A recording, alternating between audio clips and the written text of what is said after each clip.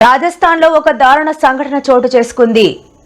బికనీర్ జిల్లాలో కళాశాలలకు వెళ్తున్న యువతిని అడ్డగించి సామూహిక అత్యాచారానికి పాల్పడ్డారు. ఈ ఘటన 6 రోజుల క్రితం జరగగా ఆలస్యంగా వెలుగులోకి వచ్చింది. జనవరి 6న యువతి కళాశాలకు వెళుతుండగా 2 యువకులు ఆమెను అడ్డగించి బలవంతంగా కారులో ఎక్కించుకుని వెళ్లారు. అనంతరం కదులుతున్న కారులో ఆమెపై కొన్ని గంటల పాటు అత్యాచారానికి పాల్పడ్డారు.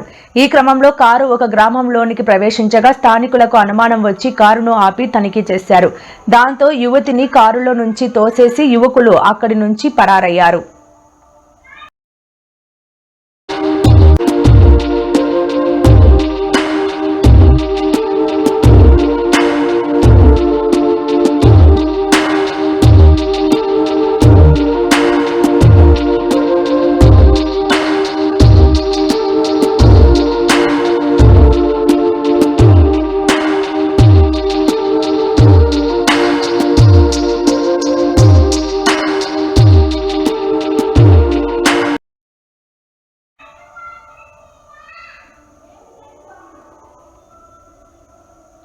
విజయవాడలోని ప్రసిద్ధి